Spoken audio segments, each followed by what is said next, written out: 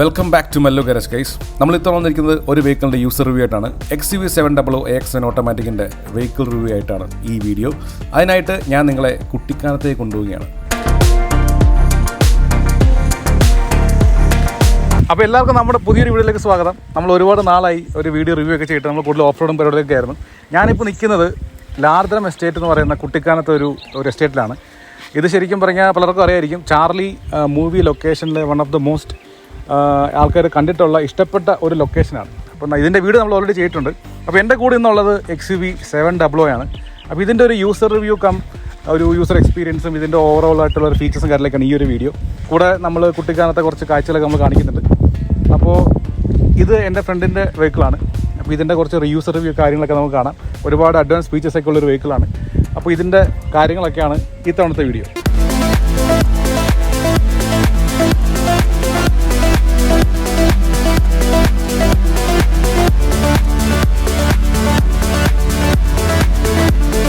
അപ്പോൾ ഞാൻ പറഞ്ഞ നമ്മുടെ XUV 700 ഓണർ എൻ്റെ ഫ്രണ്ട് എൻ്റെ കൂടെ ഉണ്ട്. Hi Govind. Hey Deepak, how are you? Good thank you. Welcome to our channel Mallu garage. Thank you. അപ്പോൾ ശരിക്കും ഈ വീഡിയോ എന്ന് വെച്ചാൽ ഒരു XUV 700 ഓണർ എന്ന നിലയ്ക്ക് ഒരു ജെന്യൂൻ ആയിട്ടുള്ള ഒരു യൂസർ എക്സ്പീരിയൻസ്, ഒരു യൂസർ റിവ്യൂ ആണത്. തീർച്ചയായിട്ടും. അപ്പം അതിനൊക്കെ വേണ്ടിയിട്ട് നമ്മുടെ ചാനൽ സബ്സ്ക്രൈബ് ചെയ്തിട്ടുള്ളവർക്കും നമ്മുടെ വ്യൂവേഴ്സിനും വേണ്ടിയിട്ട് ജെന്യൂൻ ആയിട്ടുള്ള ഒരു യൂസർ എക്സ്പീരിയൻസ് പറയാൻ വേണ്ടിയിട്ടാണ് ഈ ഒരു വീഡിയോ. തീർച്ചയായിട്ടും. ഓക്കെ, അപ്പോൾ എന്തായാലും ഇതിന് വേണ്ടിയിട്ട് സമയം കണ്ടെത്തിയവരും താങ്ക് യു. നമുക്ക് വീട്ടിലേക്ക് കിടക്കാം. 75 വർഷത്തിലധികം ഓട്ടോമൊബൈൽ പാരമ്പര്യമുള്ള നമ്മുടെ സ്വന്തം മഹീന്ദ്രയുടെ മോസ്റ്റ് ടെക്നോളജി പാക്ഡ് ആയിട്ടുള്ള ഒരു വെഹിക്കിളാണ് XUV 700. നമ്മളിപ്പോൾ കുട്ടിക്കാനം റേഞ്ചിലേക്ക് കയറിയിട്ടുണ്ട്. എനിക്ക് പേഴ്സണലി ഒരുപാട് ഇഷ്ടപ്പെട്ട സ്ഥലങ്ങളൊന്നാണ് കുട്ടിക്കാനം എന്ന് പറയുന്നത്. കാരണം എപ്പോൾ വന്നാലും അത്യാവശ്യം തണുപ്പും ചിലപ്പോൾ മഞ്ഞൊക്കെ ഉള്ള ഒരു അടിപൊളി സ്പോട്ടാണ്. പിന്നെ നിങ്ങൾക്കറിയാം, നമ്മുടെ പല ഓഫ് റോഡും സ്റ്റാർട്ട് ചെയ്തിട്ടുള്ളത് കുട്ടിക്കാനത്തു നിന്നാണ്. ഉറുമ്പിക്കര ആണെങ്കിലും മലമണ്ടി ആണെങ്കിലും എല്ലാം കുട്ടിക്കാനത്താണ് സ്റ്റാർട്ട് ചെയ്തത്. അപ്പോൾ നമ്മളിപ്പോൾ പോകുന്നത് പാഞ്ചാലിമേടിലേക്കാണ്. ഞാൻ ഇതുവരെ പോകാത്തൊരു ലൊക്കേഷനാണ് പാഞ്ചാലിമേട്. അപ്പോൾ പാഞ്ചാലിമേടിലേക്ക് നമ്മൾ XUV ആയിട്ട് പോയിക്കൊണ്ടിരിക്കുകയാണ്. അപ്പോൾ ഒരു ഓട്ടോമാറ്റിക് വെഹിക്കിൾ എന്നുള്ള രീതിയിൽ എനിക്ക് ഈ ഒരു യാത്ര ആദ്യം ഇഷ്ടപ്പെട്ടത് ഈ ഹൈ റേഞ്ച് പോകുമ്പോൾ ഉള്ള ഒരു ഗിയർ ഷിഫ്റ്റിംഗ് ഇല്ല എന്നുള്ള അഡ്വാൻറ്റേജാണ്. വനവാസകാലത്ത് പഞ്ചപാണ്ഡവരും പാഞ്ചാലിയും ഇവിടെ വന്ന് താമസിച്ചിരുന്നു എന്നുള്ളതാണ് ഒരു ഐതിഹ്യം. മാത്രമല്ല, ഇവിടെ വന്നു കഴിഞ്ഞാൽ നമുക്ക് പൊന്നമ്പലമേട്ടിലെ മകരവിളക്കും കാണാൻ പറ്റും. അപ്പോൾ നമ്മൾ വന്ന സമയം നല്ല കോടയൊക്കെ ആയിരുന്നു. നമുക്ക് കുറച്ച് ട്രക്കിംഗ് ഒക്കെ ഇഷ്ടമുള്ളവരാണെങ്കിൽ തീർച്ചയായിട്ടും വന്നിരിക്കേണ്ട ഒരു സ്പോട്ടാണ് പാഞ്ചാലിമേട്. അതിനുശേഷം നമ്മൾ XUV ആയിട്ട് പോകുന്നത് ലാർദ്രം എസ്റ്റേറ്റിലേക്കാണ്. പലർക്കും അറിയാം, നമ്മൾ ഓൾറെഡി ഒരു വീഡിയോ ചെയ്തിട്ടുണ്ട്. ചാർലി എന്ന സിനിമയിൽ വട്ടവടയായിട്ട് കാണിക്കുന്ന ആ ഒരു സ്ഥലം ലാർദ്രം എസ്റ്റേറ്റാണ്. കുട്ടിക്കാനത്തുള്ള ഒരു അടിപൊളി സ്പോട്ടാണത്.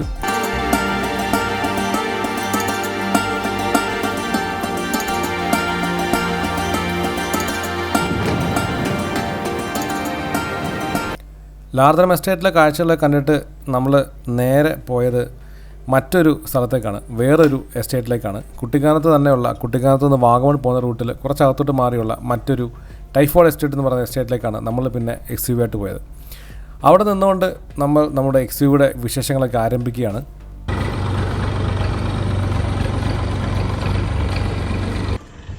അപ്പോൾ ഞാനിപ്പോൾ നിൽക്കുന്നത് ടൈഫോയിഡ് എസ്റ്റേറ്റിലാണ്. കുട്ടിക്കാനത്തുള്ളൊരു എസ്റ്റേറ്റാണ്. അടിപൊളി തേയിലത്തോട്ടമൊക്കെ ഉള്ള ഒരു സ്ഥലമാണ്. നമ്മുടെ വീഡിയോ തുടങ്ങിയത് ശരിക്കും പറഞ്ഞാൽ ലാർദ്രം എസ്റ്റേറ്റ് എന്നുള്ള സ്ഥലത്തായിരുന്നു. ഞാൻ ഇന്നലെ നമ്മുടെ ഫ്രണ്ടിൻ്റെ വണ്ടിയൊക്കെ ഞാൻ ഇൻട്രൊഡ്യൂസ് ചെയ്തു. അപ്പോൾ ഇപ്പോൾ ഞാനുള്ളത് നമ്മൾ വണ്ടി ഡ്രൈവ് ചെയ്തിട്ട് എത്തിയിട്ടുള്ള മറ്റൊരു ലൊക്കേഷനിലാണ്. അതാണ് ഈ പറഞ്ഞ ടൈഫോയിഡ് എസ്റ്റേറ്റ്. അപ്പോൾ നമുക്ക് XUV ആണ് ഇന്നത്തെ താരം. XUV ആയിട്ടുള്ള ഡ്രൈവും അതിൻ്റെ വിശേഷങ്ങളൊക്കെയാണ് ഈ വീഡിയോയിൽ വരുന്നത്. അപ്പോൾ എല്ലാവർക്കും അറിയേണ്ട കുറച്ച് കാര്യങ്ങളാണ് എനിക്ക് ചോദിക്കാനുള്ളത്. ഫസ്റ്റ് ചോദ്യം, എന്തുകൊണ്ട് XUV 700 AX7 ലക്ഷറി എഡിഷൻ എടുത്തു? തീർച്ചയായിട്ടും. ബേസിക്കലി എനിക്കൊരു വണ്ടിയുടെ ആവശ്യം എന്ന് പറഞ്ഞാൽ ഒരു ഫാമിലി വണ്ടി തന്നെയാണ് ഞാൻ നോക്കിയിരുന്നത്. അപ്പോൾ പല ഓപ്ഷൻസും അതിൽ വന്നു. ആ കൂട്ടത്തിൽ വന്ന കുറച്ച് ഓപ്ഷൻസിൽ നിന്നും ബെസ്റ്റ് ഓഫ് ദി ബെസ്റ്റ് എന്നുള്ള നിലയ്ക്കാണ് ഞാൻ XUVയിലേക്ക് പോയത്. ഏതൊക്കെ ഓപ്ഷൻസ് ഞാൻ നോക്കിയിരുന്നത് നമ്മുടെ എല്ലാവരുടെയും അറിയാവുന്ന പോലെ ഫാമിലി വണ്ടിയായ ഇനോവ, ക്രിസ്റ്റ, പിന്നെ അവരുടെ തന്നെ പുതിയ ലോഞ്ചിങ് ആയ ഹൈക്രോസ്, അതേപോലെ തന്നെ ടാറ്റ സഫാരി, പിന്നെ ഹാരിയർ.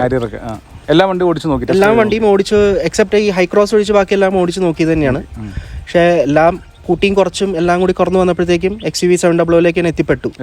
ഒന്നാമത്തെ കാര്യം, ആ വണ്ടിയുടെ കംഫർട്ട് ലെവൽ ഒന്ന് നല്ലതായിട്ട് തന്നെ തോന്നി. ഒരു ഇന്നോവയുടെ തന്നെ കിടപിടിക്കുന്ന രീതിയിലുള്ള ഒരു കംഫർട്ടാണ് നമുക്ക് മിഡിൽ റോയിലും കാര്യങ്ങളൊക്കെ ഉള്ളത്. പിന്നെ ഒരു ഡ്രൈവിംഗ് കംഫർട്ടും നല്ലപോലെ ഫീൽ ചെയ്തു ബാക്കിയുള്ള വണ്ടികളെ വെച്ച് നോക്കിക്കഴിഞ്ഞപ്പോൾ. പിന്നെ അതിൻ്റെ ഒരു ലക്ഷറി ഫീലിംഗ് ഉണ്ട് നമുക്ക് വണ്ടിക്കകത്ത് പുറത്തും. പിന്നെ അതിൻ്റെ ഫീച്ചേഴ്സും ഒരു കമ്പോണൻ്റ് ആയിരുന്നു ഈ വണ്ടിയിലേക്ക് എത്തിപ്പെടാനുള്ള ഒരു ഡിസിഷൻ. അടിപൊളി സ്ഥലമാണ്. അതെ അതെ, നല്ല കാലാവസ്ഥ, മഴ, കോട.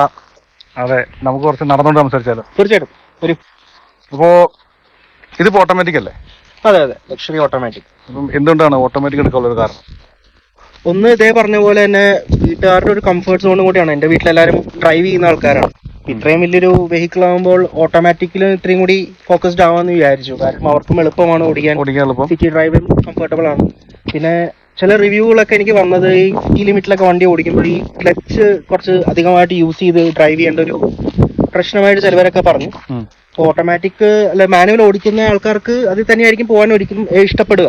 പക്ഷെ ഇത് ഈ സിറ്റി ലിമിറ്റിൽ വരുന്ന ഈ ഒരു ചെറിയൊരു റിവ്യൂവിന്റെ കാര്യം കേട്ടു. അതിന്റെ ബേസിസിലും കൂടിയാണ് ഇപ്പൊ എന്റെ വീട്ടിലെ അമ്മയും വൈഫും ഒക്കെ ഓടിക്കുന്നവരാണ്. കൂടി കംഫർട്ടബിൾ ആയിട്ടും കൂടി ആയിക്കോട്ടെ എന്ന് വിചാരിച്ചിട്ടാണ് ആ ഒരു തീരുമാനത്തിലേക്ക് എത്തിയത്. എല്ലാവരും ഹാപ്പിയാണ്, എല്ലാവർക്കും ഈസി ഹാൻഡിൽ ചെയ്ത് കൊണ്ടുപോകാൻ പറ്റുന്നുണ്ട്. പിന്നെ ഈ പറയുന്ന ഗിയർ ഷിഫ്റ്റിംഗ് അങ്ങനെ കാര്യങ്ങളൊന്നുമില്ല, അതിന്റെ ടെൻഷൻ വേണ്ട, വണ്ടി നിന്നു പോകില്ല.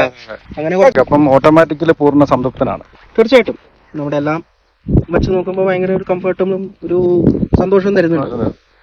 ഇനിയിപ്പോ മറ്റൊരു കാര്യം എല്ലാവർക്കും അറിയാൻ താല്പര്യമുള്ള മറ്റൊരു കാര്യം എന്ന് വെച്ചാൽ നമ്മൾ ഇതുപോലത്തെ ഒരു വലിയ വെഹിക്കിൾ, അത് ഇപ്പോഴത്തെ ജനറേഷനിൽ ഒരു ഓട്ടോമാറ്റിക് വെഹിക്കിൾ എടുക്കുമ്പോൾ, അതായത് XUV 700 പോലത്തെ ഒരു വെഹിക്കിൾ എടുക്കുമ്പോൾ അതിന്റെ മെയിൻ്റെനൻസ് ഒക്കെ എങ്ങനെ വരും എന്നുള്ളതാണ്.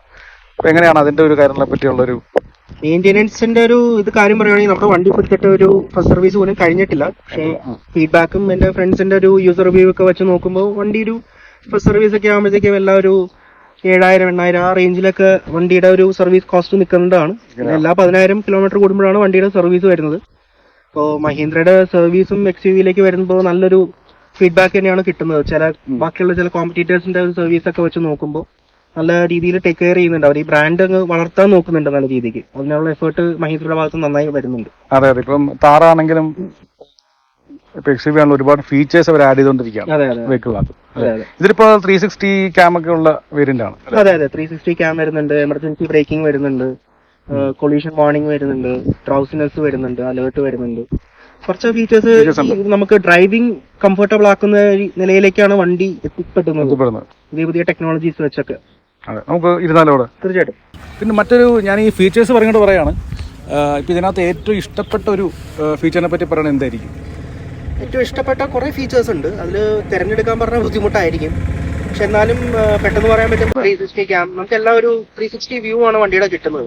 അപ്പൊ അതിന്റെ ഏറ്റവും ഉപകാരം വരുന്നത് ഇപ്പോൾ എൽഡർലി ആയിട്ടുള്ള ഒരാൾക്കാർക്കോ ഒക്കെ ഉപയോഗിക്കാൻ നേരത്ത് ചുറ്റുപാടുള്ള ഒബ്സ്റ്റക്കിൾസ് എന്താണെന്നുള്ളത് അവർക്ക് പെട്ടെന്ന് തന്നെ മനസ്സിലാക്കിയതനുസരിച്ച് വാർണിംഗ് തന്ന് നമ്മളെ ഡ്രൈവിംഗ് മൊത്തത്തിലൊന്ന് ഈസി ആക്കുകയാണ് നമ്മളെ. അതുപോലെ തന്നെ ഇപ്പോൾ നമ്മുടെ ചെറിയ ബ്രേക്കിംഗ്, എമർജൻസി ബ്രേക്കിംഗ് ഒക്കെ വളരെ ഉപകാരപ്പെട്ട ഒരു ഫീച്ചർ തന്നെയായിട്ടാണ് തോന്നിയത്. ഈ ചെറിയ ലൈൻ ടു ലൈൻ ട്രാഫിക് ഒക്കെ നടക്കുന്ന സമയത്ത് പെട്ടെന്ന് അവർ തന്നെ നമ്മളെ അസിസ്റ്റ് ചെയ്യുന്നതാണ്. നമുക്കൊരു വാർണിംഗ് തരുന്നു, വണ്ടി തന്നെ ഓട്ടോമാറ്റിക്കലി ബ്രേക്ക് പിടിക്കുന്നു. അതൊക്കെ ഒരു ഫീച്ചേഴ്സ് തന്നെയാണ്, അത്യാവശ്യം വേണ്ട ഫീച്ചേഴ്സ് ആണ്. നമുക്ക് ഈ 360 ഒക്കെ ആണെങ്കിലും ഇപ്പം പ്രത്യേകിച്ചും ലേഡീസ് ഒക്കെ യൂസ് ചെയ്യാനുള്ള വണ്ടിയുടെ ഡയമെൻഷൻ ഒക്കെ അത്ര അറിയില്ലെങ്കിലും 360 ഉണ്ടെങ്കിൽ ഭയങ്കര ഒരു ഹെൽപ്ഫുൾ ആണ്. അതെ അതെ അതെ, അതൊരു വലിയൊരു ടച്ച് സ്ക്രീൻ 10 പോയിന്റ് ഇതിന്റെ ഒരു ടച്ച് സ്ക്രീൻ തന്നെയാണ് വരുന്നത്. അതൊരു വലിയൊരു വൈഡ് പിക്ചർ തന്നെ നമുക്ക് തരുന്നുണ്ട്. ഒരു ഉപകാരപ്പെട്ട ഒരു ഫീച്ചറാണ്. അപ്പൊ നമ്മള് ഫീച്ചേഴ്സിനെ പറ്റി കുറച്ച് കാര്യങ്ങൾ പറയും. ഇതിനകത്ത് പോരായ്മയായിട്ട് തോന്നിയത് അല്ലെങ്കിൽ ഇൻക്ലൂഡ് ആകാമായിരുന്നു എന്ന് തോന്നിയിട്ടുള്ള കാര്യം? ഇതിൽ മസ്റ്റ് ആയിട്ട് വേണ്ട 2-3 ഫീച്ചേഴ്സ് ആണ് എനിക്ക് തോന്നിയിട്ടുള്ളത് പേഴ്സണലി. ഒന്ന് ഓട്ടോ ഡിമ്മിങ്, രണ്ടാമത്തത് ഈ പറയുന്ന പോലെ വെന്റിലേറ്റഡ് സീറ്റ്സ്, പിന്നെ സൺ ബ്ലൈൻഡ്സ്. അതൊക്കെ മസ്റ്റ് ആയിട്ട് ഇൻക്ലൂഡ് ചെയ്യാമായിരുന്നു ഈ വരുന്ന ഒരു പ്രൈസ് റേഞ്ചിലുള്ള ഒരു വണ്ടി ആയതുകൊണ്ട്, ലക്ഷറി എന്നുള്ള ഒരു ടാഗും ഉള്ളതുകൊണ്ട്. കാരണം എന്ന് വെച്ച് കഴിഞ്ഞാൽ ഇപ്പോൾ ഇറങ്ങുന്ന മിക്ക ഇതിലും താഴെ സെഗ്മെന്റിൽ വരുന്ന വണ്ടികൾക്കും ഈ പറയുന്ന ഫീച്ചേഴ്സ് ബേസിക് ആയിട്ട് തന്നെ വരുന്നുണ്ട്. സോ ഇതും അതിലൊരു അഡീഷൻ ആവാമായിരുന്നു എന്നുള്ളത് ഇതാണ്. ഹോപ്പ്ഫുള്ളി ഇനി അടുത്ത് വരുന്ന ഫേസ് ലിഫ്റ്റിലൊക്കെ ഇത് പ്രതീക്ഷിക്കാമെന്ന് വിചാരിക്കും. മഹീന്ദ്രയ്ക്ക് തോന്നി അവർ കൊണ്ടുവന്ന അത്ര നല്ലത്. അതെ അതെ അതെ, ഫീഡ്ബാക്സ് എല്ലാം അവർ സ്വീകരിക്കട്ടെ, എന്നിട്ട് അതനുസരിച്ച് അപ്ഡേറ്റ്സ് വരട്ടെ. ആഫ്റ്റർ ഓൾ മഹീന്ദ്ര XUV ഒരു വണ്ടി തന്നെയാണ്. ഒരുപാട് ആൾക്കാർ ഇപ്പം എടുക്കുന്നുണ്ട്, റോഡിൽ ഇപ്പോൾ കാണുന്നുണ്ട്. അതെ അതെ അതെ. അപ്പൊ ഇനി എനിക്ക് അറിയേണ്ടത് ഇതിന്റെ ഒരു ഡ്രൈവിംഗ് കംഫർട്ട്, അതിന്റെ ആ ഒരു പെർഫോമൻസിനെ പറ്റി, എഞ്ചിൻ പെർഫോമൻസിനെ പറ്റിയൊക്കെയാണ്. അതിനെപ്പറ്റി ഒരു 2 വാക്ക് പറയാം. അപ്പൊ നമ്മൾ നേരത്തെ പറഞ്ഞ പോലെ ഇതൊരു 2.2 ലിറ്റർ വണ്ടിയാണ്. ഒരു 180+ bhp പവറും തരുന്ന ഒരു വണ്ടിയാണ്.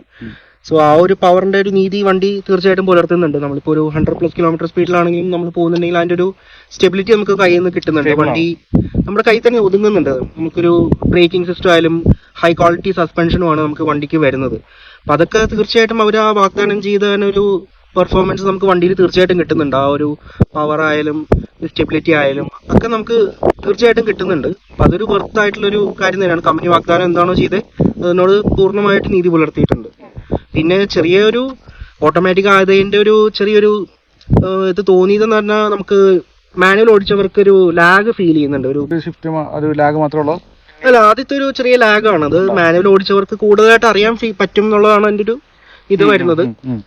അത് കഴിഞ്ഞിട്ടുള്ള എല്ലാം ഒരു സ്മൂത്ത് ട്രാൻസിഷൻ ആണ്. 3ഉം 4ഉം 5ഉം 6ഉം എല്ലാം പറയുന്ന ഗിയർ വരുമ്പോൾ എല്ലാം ഒരു സ്മൂത്ത് ട്രാൻസിഷൻ ആണ് അത് പോകുന്നത്. നമുക്ക് അതിന്റെ ഒരു കൂടുതൽ ഔട്ട്പുട്ട് കിട്ടുന്ന ഒരു ഹൈവേ തന്നെയാണ്. നമ്മൾ ഈ സിറ്റി ലിമിറ്റിൽ വണ്ടി ഓടിക്കുമ്പോൾ നമുക്ക് ആ ഒരു ലാഗ് ഫീൽ ചെയ്യും. അപ്പോൾ നമ്മൾ XUV-യിലെ ഡ്രൈവ് പോയിക്കൊണ്ടിരിക്കുകയാണ്. നമ്മളിപ്പോൾ ഉള്ളത് കുട്ടിക്കാലത്താണ്. നമുക്ക് ഇതിന്റെ ഡ്രൈവിംഗ് കാറിലൊക്കെ ഒന്ന് ചോദിക്കാം. നേരത്തെ ഒരു ലാഗിന്റെ കാര്യം പറഞ്ഞല്ലോ. ബേസിക്കലി എന്താണ് അതിന്റെ ഒരു ഒന്ന് സ്പെസിഫൈ ചെയ്യാം, എന്താണ് ആ സംഭവം? ഇവക്കിത് നമ്മള് ബേസിക്കലി ഇപ്പോൾ ഈ സിറ്റി ലിമിറ്റിലേക്ക് കയറുമ്പോഴേക്കാണ് ഇത് കൂടുതൽ അനുഭവപ്പെടുന്നത്. സെക്കൻഡിൽ നിന്ന് തേർഡിലേക്ക് ഒരു മാറ്റം വരുമ്പോൾ ഒരു ലാഗാണ് ബേസിക്കലി എനിക്ക് ഫീൽ ചെയ്തിട്ടുള്ളത്. അതെ അതെ അതെ. ഇപ്പോൾ 4th 5th 6th പോകുമ്പോൾ ഒരു സ്മൂത്ത് ട്രാൻസിഷൻ ആയിട്ട് തന്നെയാണ് എനിക്ക് ഇതുവരെയും അനുഭവപ്പെട്ടുള്ളത്. ഇതൊരു മേജർ ഒരു ഫാക്ടർ എന്ന് പറഞ്ഞാലും ഞാനൊരു മാനുവൽ ഡ്രൈവർ ആയിരുന്നു വർഷങ്ങളോളം. അപ്പൊ ആ ഒരു ഷിഫ്റ്റും കൂടി ഇതിലൊരു ഭാഗമാണെന്നാണ് എനിക്ക് മനസ്സിലാവുന്നത്. ഓട്ടോമാറ്റിക് ഓടിക്കുമ്പോൾ അതിൻ്റെതായിട്ടുള്ള ഒരു ഇതാണ് വരുന്നത്. ഒരു AMT ഇതിലേക്ക് വരുമ്പോൾ ഒരു ലിമിറ്റേഷൻ ആയിട്ടാണ് എനിക്ക് ഫീൽ ചെയ്തിട്ടുള്ളത്. അപ്പോൾ ഈ സെക്കൻഡിൽ നിന്ന് തേർഡിൽ നിന്നുള്ള ഒരു ലാഗ് മാത്രമാണ് എനിക്കൊരു തോന്നുന്നത്. അത് AMTയുടെ ഒരു ഘടകമാണത്.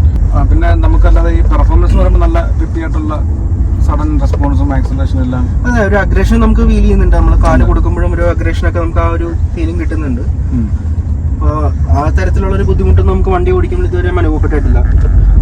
പറയുന്ന പോലെ ഹൈവേയിൽ കയറുമ്പോൾ ഒരു പെർഫോമൻസ് അസാധ്യമാണ്. സിറ്റിയിൽ നിന്നും മറിച്ച് ചിന്തിക്കുമ്പോൾ അസാധ്യമായിട്ടൊരു പെർഫോമൻസ് തന്നെയാണ് നമുക്ക് കിട്ടിയിട്ടുള്ളത്. 150+ bhp ഉണ്ട്. അതെ അതെ, വണ്ടി കാണിക്കുന്നുണ്ട് തീർച്ചയായിട്ടും. പിന്നെ നമ്മളെല്ലാ മലയാളികൾക്കും ഈവൻ റോൾസ് റോയ്സ് ആണല്ലോ വോൾട്ട ആണെങ്കിലും മലയാളികൾ ആദ്യം ചോദിക്കുന്ന ചോദ്യമാണ് മൈലേജ്. അപ്പോൾ ഇതിന് ഡീസൽ ഓട്ടോമാറ്റിക് ആയതുകൊണ്ട് എത്ര മൈലേജ് ആണ് അപ്രോക്സിമേറ്റ്ലി ഒരു ആവറേജ്? ഒരു ആവറേജ് ആയിട്ട് ഇപ്പോൾ എനിക്ക് ക്ലോക്ക് ചെയ്തുകൊണ്ടിരിക്കുന്ന ഒരു 10നും 11നും ഇടയ്ക്കൊക്കെയാണ് മൈലേജ് കാണിച്ചുകൊണ്ടിരിക്കുന്നത്. അപ്പോൾ ഹോപ്പ്ഫുള്ളി അതിൻ്റെ ഒരു ചേഞ്ച് നമുക്ക് ഫസ്റ്റ് സർവീസോടുകൂടി മാറ്റം ഉണ്ടാവുമെന്ന് ഞാൻ പ്രതീക്ഷിക്കുന്നു. അപ്പോൾ യൂസർ റിവ്യൂവും ഒക്കെ കാണുന്നത് ഓട്ടോമാറ്റിക് ഡീസൽ ഒരു 17ഉം 18ഉം ഒക്കെയാണ് റെക്കോർഡ് ചെയ്ത് കിട്ടിയിട്ടുള്ളത്. ഗ്രൂപ്പുകളിലുള്ള റിവ്യൂസും യൂട്യൂബേഴ്സിന്റെ റിവ്യൂസും ഒക്കെ കാണുമ്പോൾ നമുക്ക് കിട്ടുന്നത് ഒരു 17-18 വരെ കിട്ടും ഹൈവേയിൽ. സിറ്റി ലിമിറ്റിൽ ഒരു 12-13 കിട്ടുന്നതാണ് പ്രതീക്ഷിക്കുന്നത്. ഇപ്പൊ ക്ലോക്ക് ചെയ്തുകൊണ്ടിരിക്കുന്ന ഒരു 10നും 11നും ഇടയ്ക്കാണ്. നമ്മൾ വണ്ടി ഇപ്പൊ എടുത്തിട്ട് ആയിട്ടില്ലല്ലോ. പിന്നെ ഹൈ റേഞ്ചിലേക്കും കൂടിയാണ് നമ്മൾ കയറിയിരിക്കുന്നത്. അതിന്റെ കൊണ്ടായിരിക്കാം. അതെ. പിന്നെ ഇതിനകത്ത് കുറച്ച് ഡ്രൈ മോഡ്സിന്റെ കാര്യങ്ങളൊക്കെ ഉണ്ടല്ലോ. XUV നമുക്കൊരു 3 ഡ്രൈ മോഡ് നമുക്ക് ഓഫർ ചെയ്യുന്നുണ്ട്. അതിൽ 3 സിപ്പ് സാപ്പ് സൂം എന്ന് പറയും.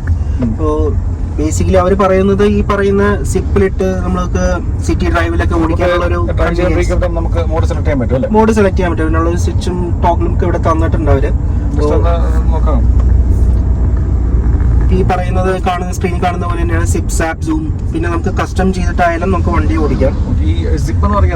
സിപ്പ് ബേസിക്കലി മഹീന്ദ്ര ഉദ്ദേശിക്കുന്നത് സിറ്റി ലിമിറ്റിലേക്ക് കയറുമ്പോൾ ഒരു ഡ്രൈവ് ഈസിനെസ് ആണ് പ്രൊവൈഡ് ചെയ്യുന്നത്. അതിനനുസരിച്ചുള്ള ഒരു മൈലേജും നമുക്ക് തരുന്നതാണ്. ലോ പവേർഡ് ആയിരിക്കും. സ്റ്റിയറിംഗ് ഇത്രയും കൂടി ലൂസ് ആവാൻ അങ്ങനെയുള്ള ചേഞ്ചസ് ഒക്കെ വരും. അതനുസരിച്ച് സാപ്പിലേക്കാണ് അവർ എപ്പോഴും റെക്കമെൻഡ് ചെയ്യുന്ന ഒരു മോഡ്. ഏറ്റവും ഫ്യൂൽ എഫിഷ്യന്റ് ആയിട്ടുള്ള ഓടിക്കുന്ന ഒരു മോഡാണ് സാപ്പ്. ഹൈവേയിലേക്ക് ക്രൂസ് ചെയ്യുമ്പോൾ നമുക്ക് ടോഗിൾ ചെയ്യാൻ പറ്റുന്നതാണ് ഈ പറയുന്ന സൂം. ഭയങ്കര അഗ്രസീവ് ആണ്. എനിക്ക് ശ്രദ്ധപ്പെട്ടത് ഈ സൂമിലേക്ക് മാറുമ്പോൾ ഉണ്ടാവുന്ന ഒരു വ്യത്യാസം എന്ന് പറഞ്ഞാൽ ഈ ലാഗും കുറച്ച് കുറവായിട്ട് തോന്നിയിട്ടുണ്ട്.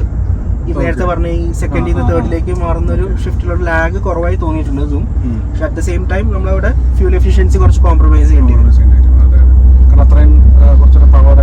അതെ അതെ അതെ.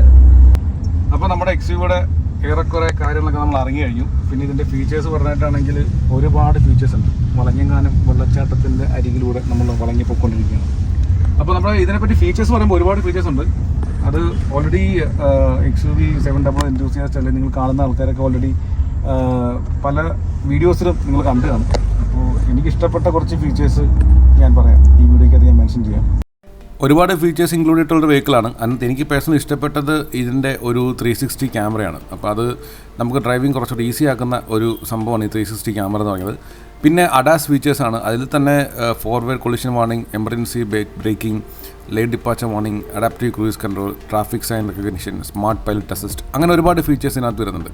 പിന്നെ ഇതിൻ്റെ ഒരു ഹാസൽ ഫ്രീ കണക്ടിവിറ്റി നല്ലതാണ്. പിന്നെ ഡാഷ് ക്യാം വരുന്നുണ്ട്. അതായത് പ്രൊവൈഡഡ് ഒരു ഇമ്പാക്റ്റ് ഉണ്ടാകുമ്പോൾ മാത്രമേ ആ ഡാഷ് ക്യാം ഫുട്ടേജ് റെക്കോർഡ് ആവുകയുള്ളൂ.